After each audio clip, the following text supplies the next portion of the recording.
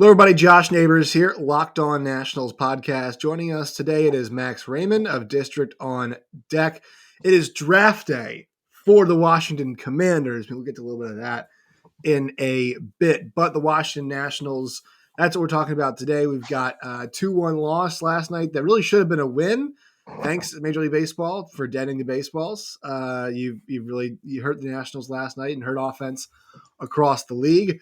Also, we'll discuss the big debate topic. Should Luis Garcia get called up to the major leagues and take the shortstop position? Really just to give a jolt in the Nationals order. And also we'll get Max's thoughts on what should be done with Patrick Corbin, a topic that's been discussed on this channel a good amount. So that's coming up on today's show right after this.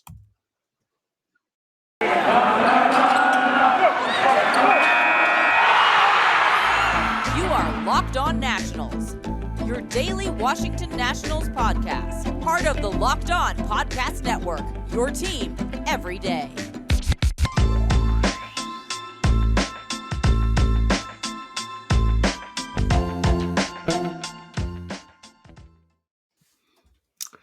All right, once again, hello, Josh Neighbors here with Max Rayman of District on deck. Max, how are we? Good to see you again. What's up, man? It's been a while. Thanks for having me back. Are you dealing with the spring cold? It sounds like just a little bit. Yeah, dude. Allergies suck, and it's turning more into a cold also. So, yeah, I'm wearing my winter coat because it's freezing. There you go. I mean, I think a lot of people are, especially, that's the one nice thing. Like, it's cool. We love to watch the cherry blossoms bloom, right, in the DC area. Love to watch trees, and I will say the one nice thing about Virginia is that it really does, like, you can tell when it's spring, right? Yeah. The problem is one of the big signs is that everything that you own that is outside becomes covered in pollen. That is the one sign that it's spring, which sucks. It's awful. I mean, we got tricked last week. The other day it was supposed to rain. I was like, let's go. It's gonna wash everything away, and I got sprinkles. I was like, and it was just there. I was like, cool. I know one guy who's saying, cool, awesome, great. Last night was Yadiel Hernandez, who hit a 107-mile exit velocity ball at a 30-degree angle that ends up, not going out of the park. And guys were talking about it. Nelson Cruz talked about it.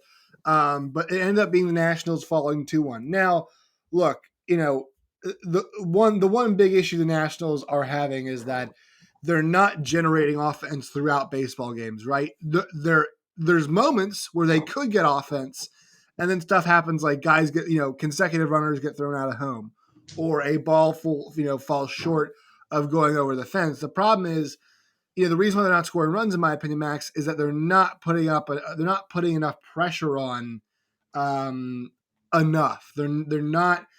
They're not threatening in the third, and the fourth, and the sixth, and the eighth, and the ninth. They're threatening like in the fifth, and then they might have a little something going on in the seventh, but that's it. So last night, he hit the ball 107.3 miles per hour, 30 degrees, 361-foot flyout. It had an expected batting average of 950. Just think about that. That's disgusting. So it's awful. I will say this, like the offense is a problem, but Nationals fans like they deserve something, right? They deserve a win. They deserved a grand slam right there. They've earned it. They've watched patiently. This team has sucked this year. They deserve that, and the baseball gods, they taketh away. The Nats offense has been so bad. They don't need MLB allegedly changing the baseballs to make it even worse. Like, they don't need help not scoring runs. And they're getting it. What do you think about the offense generally, though? You think it's just a lack of quality guys? It's guys struggling. What do you think's going on with the offense right now? I don't know, man. I think it's a few things because last year we got a glimpse of what the offense could be after all the trades and stuff. They weren't terrible. I mean, they couldn't really drive runs in, but they got people on in spades, and they were fun to watch, right? And now you got people that were part of that. Lane Thomas, it looks more like he was a flash in the pan. Can't hit righties to save his life, and teams are taking advantage of that. Alcides Escobar was very good last year for what he was and what we brought him in for, and he's been arguably the worst player in baseball this year. As of like 3-4 days ago, he was like third or fourth, the last in B and F WAR. Like, we don't need that. Miguel Franco had 2 good games. Everyone thought he was good, and he's back to what everyone knew he was. And then it's just all these aging veterans that can't get a team with anyone else on a second worst team in baseball. Reds are the worst. And there's a reason for that. There's a reason other teams didn't want him. So no, it's not surprising the offense is bad. I'm a little surprised how bad it is because, as I said last year, they showed flashes. Even Juan Soto struggling. Nelson Cruz, it looks like Father Time has finally got up to him. The only dude that's been consistent is Josh Bell and Ruiz. Ruiz is hitting. Yeah, Ruiz is hitting. He's kind of almost like Michael Franco, where it's like either 2 hits or no hits, right? It Mm-hmm. feels like those guys. That's kind of how things roll for them. But yeah, they're having issues putting it all together. And I will say this: the starting pitching has not been very good. I think Josiah Gray's been good, but he's 1/5 of the starting pitching. So like, if 20% is doing well, we can't talk about the rest of it. Um, one thing that's been positive is like the Nats are not getting consistently blown out in games. Now, the games are close-ish, and it feels like the Nationals can't really do a whole lot about it because their offense isn't very good. But like, it's not like we're seeing a bunch of 9-run games. They have had 2 blowouts in the losing streak, but a 4-3 loss, 5-2 loss, another 5-2 2-1. loss, a 2-1 loss. And the one reason for this, in my opinion, is this is a positive, because there's so much negative happening right now. Like, the bullpen's been such a pleasant surprise. I mean, there have been so many guys that have stepped up, and I think the bullpens continue to pitch well, despite the fact that guys like Will Harris wasn't even there to start the season. Mason Thompson goes down early on in the season. You lose Sean Doolittle. Doolittle, who was off to a really awesome start. And look, these guys have come in. It's been Erasmo Ramirez, and they've brought in Victor Arano, who's been awesome so far this season. That's the one thing I think everybody can say. Like, at least it's not this is not the bullpen blowing leads at a alarming rate like it was last year. The problem is with the rotation struggling to go 5, 6 innings. I gave it a month before the bullpen starts blowing leads because they're so tired. Like Right. Tanner Rainey has been excellent, which I don't know if people expected or not, but he's finally healthy. He's in the zone, and they overworked him in 2020, and this year they've been very smart about when to use them. But what happens when rosters decrease because it's no longer 28 goes to 26? And then what happens then when we only have 8 relievers instead of 10? We don't have the extra reinforcements to handle the stress. I mean, last night Fetty was excellent and still only went 4 2/3. I mean, the bullpen's not going to survive from that, and it sucks because the bullpen has finally been entertaining. Yeah, I will say that the bullpen's actually like fun to like. I think it's exciting to see different guys on different nights go, and that's the problem is, and as good as Fetty was last night, the issue was these guys aren't giving themselves chances to be extended. A lot of times last night, Eric Fetty threw 92 pitches in 4 2/3 innings, and it's just not enough. Like, it's just not enough length. Now it's a 2-1 game, so everything is you are putting a cap on how well they're doing offensively. But yeah, I mean, to me, that's the thing is like the starters are just not getting deep enough, and guys aren't attacking the strike zone enough. Guys aren't being crafty enough with their pitching, and then a switch flips, right? Like the bullpen, it's like a bunch of different guys show up, and it's like, oh, here are the actual pitchers.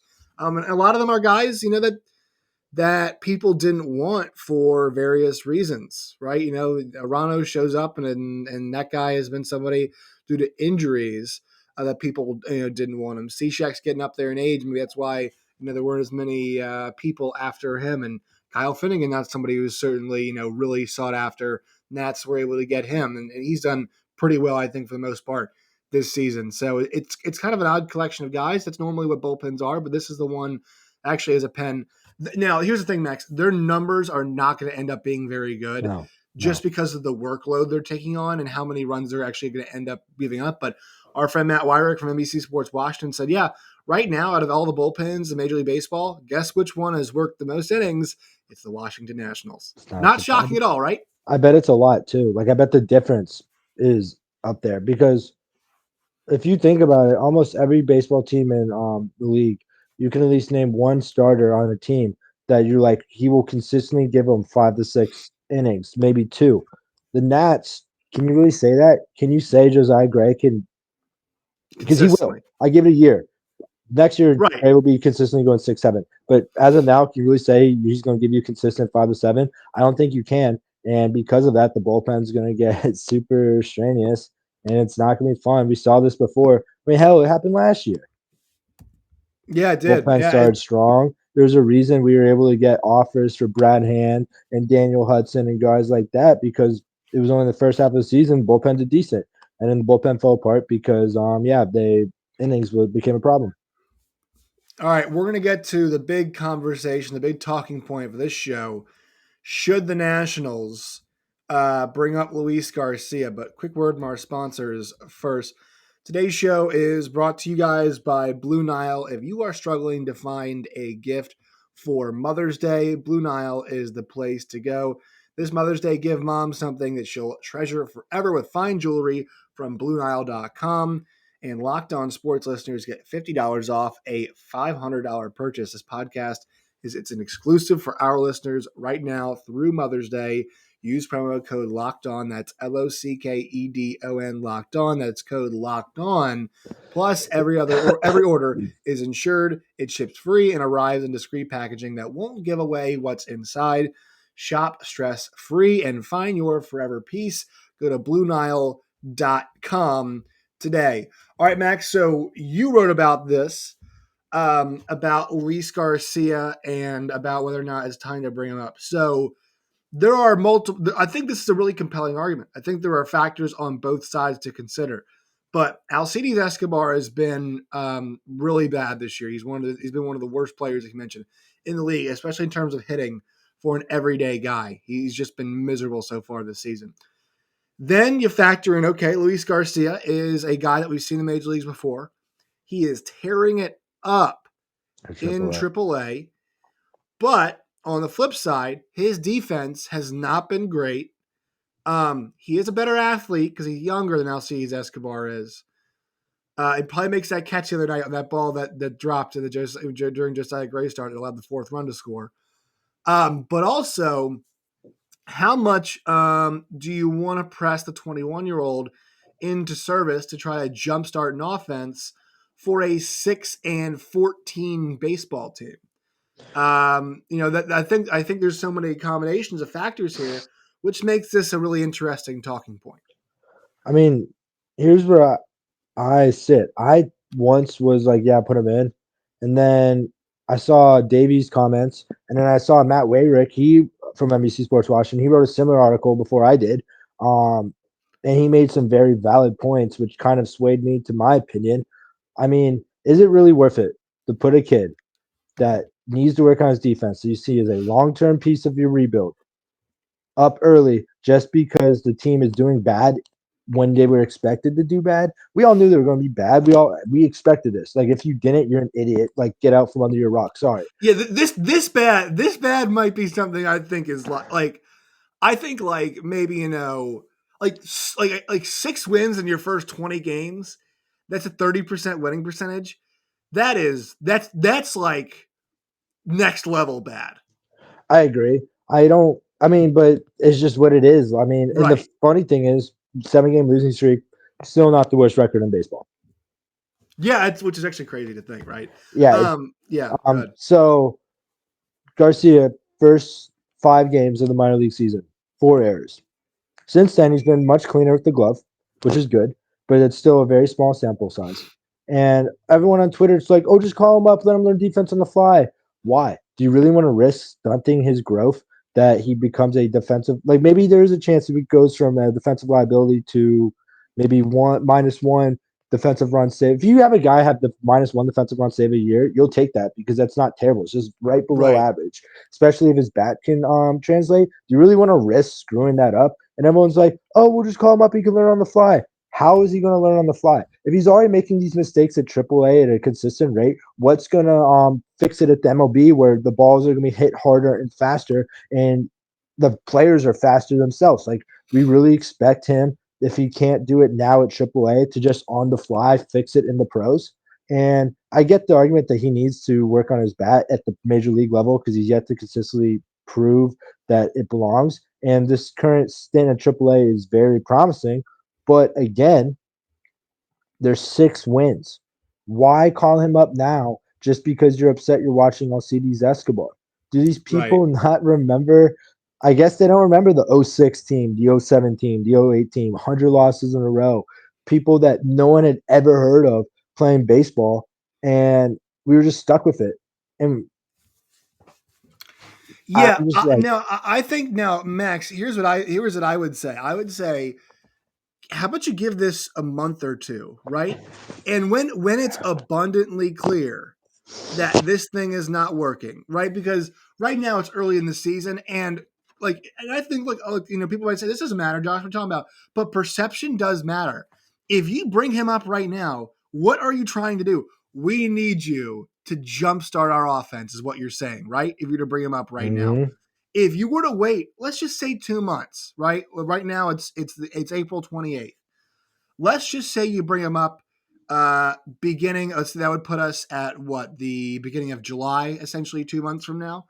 What if you just said, all right, we're 10 and 70. I don't know, just pick an awful number, whatever you want to At pick this this week, point, it right? wouldn't surprise Yeah, me.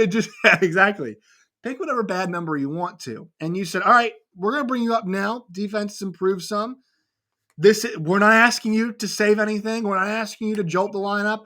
We just want to see it now at the next level. If it doesn't work out, hey, you're 21 years old. All right. But let's just see it. Would you be okay if they did that? I think, we're talking about bringing him up. That would be the appropriate way to do it if you were going to do it before like a September, right? I think middle of the season, kind of, hey, we're gonna bring Luis Garcia up now. You've been doing so well. It would not be a high pressure situation. The Nets suck right now. Not saying it's high pressure, but like if you did it right now, you're clear. You're saying, all right, we've seen enough of you in AAA. It's been less than a month. We'll get you out of here. And just to give you those numbers real fast, we'll let you get to your point. Um, it's been, let's see, this is the updated numbers I'm looking at right now, so I don't know if this is changed at all. 17 games in AAA. He's only had 75 ABs. Now he's 27 for 75. That's good enough for a 360 batting average with a 407 on base, so he does not walk a whole lot, which something you obviously want to see. 613 slugging, an OPS of 1.020. He's got 12 runs driven in. 4 of those are by way of the home run, or he has got 4 home runs this year. So that's encouraging stuff. But once again, Max, we're talking about 17 games Yeah, here, I know. and the part that you really want to not hear about, but we got to mention here, is the number of errors right now, which is at let's see, he's at 4, I believe, right now. 4 errors. He's got a 920 fielding percentage, which is not excellent. Not excellent. So as I said earlier, those 4 errors came in the first 5 games. So the fact that he hasn't committed Right. errors since is very promising. And it kind of skews his fielding percentage. Right. And I agree with what you said. I'm not saying not to call him up at all this season. I do hope he gets called up. July is perfect. He got called up in July last time. It was a good enough sample size and get enough experience. Because a few other things, people are just looking at his batting average and OPS. I would like to read something. He has an OPS of 1,020 this year. His career minor league OPS is 731. Mm. He is so over his average career OPS in the minors, and he's playing out of his mind. And people see that and they're like, he's ready. I'm like, is he? He's going to fall off at some point. Yeah, His he's gonna come career back to the OPS mean. in the pros is 6.8.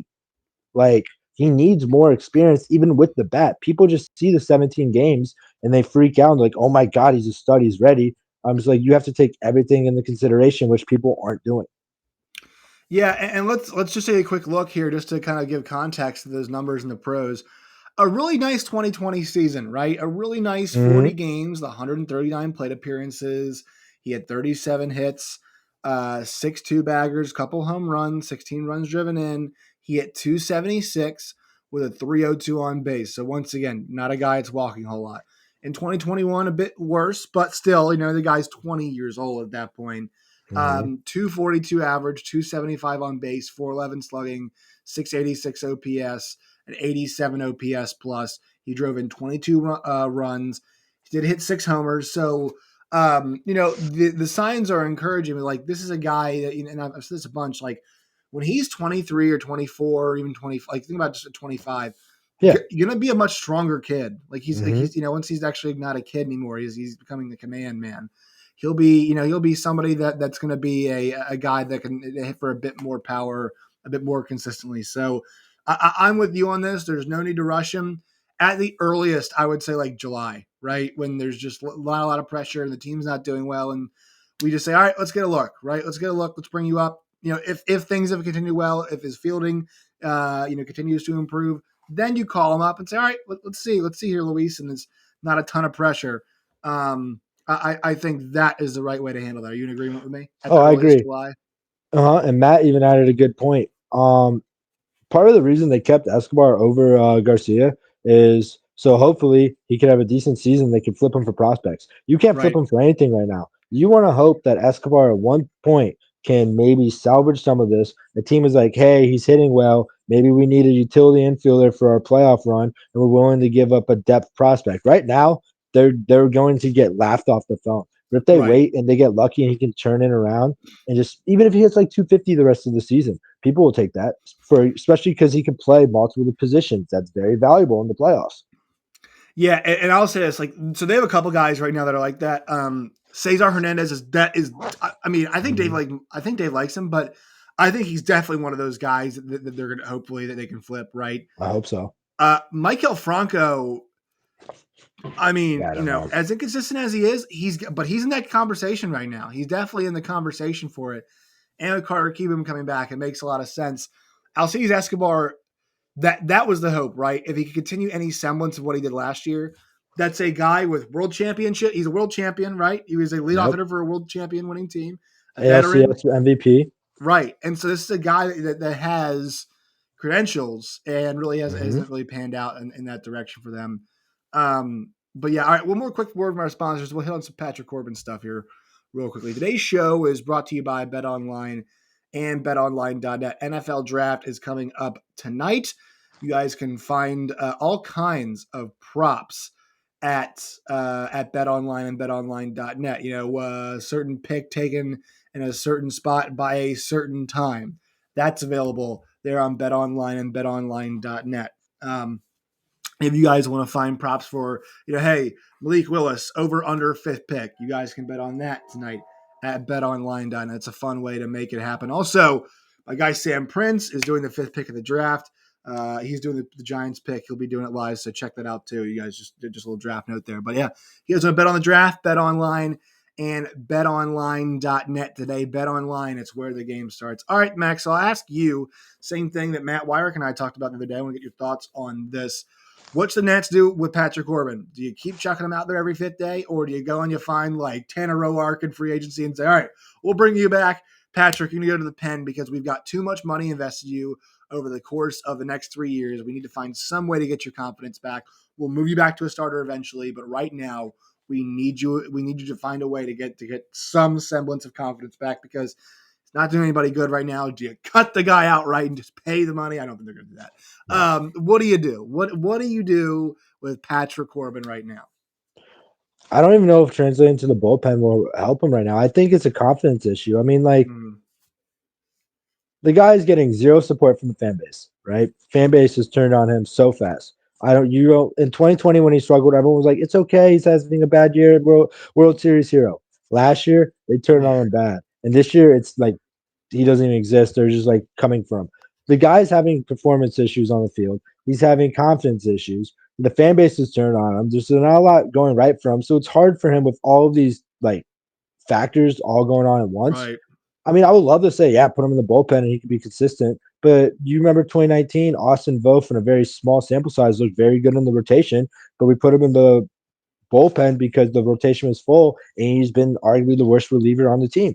I mean, Mm, maybe that happens, maybe it doesn't. You don't cut him. They're not going to cut him. The fan base is, I mean, with the whole issues about selling the team and the fact that there's some allegedly so much money in debt, they're not going to cut him. They're business people. Like, and also the Nats are the type of people that they always think they're right. So if they cut him, that's kind of them giving up and saying they're wrong. They would Oh never do yeah, that.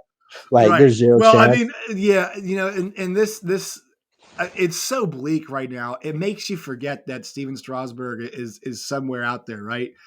And look, I think all the signs are encouraging for him, but the Nationals, because they already struck out once when it came to bringing him back, right? That Yep. was an out and out disaster. They are taking their time with this, as they should be. But right now, when Patrick Corbin is, he's your front man, right? I mean, he is the Yep. highest paid player on the team, that's playing right now. He's like the front man, and the fact that he is, we celebrated the Max Scherzer contract as we should have. It's in my opinion, I really believe this. It's probably the greatest contract in not just MLB history. It might be the greatest contract in like American sports history. You think you think like as a free agent signing or just As like yeah.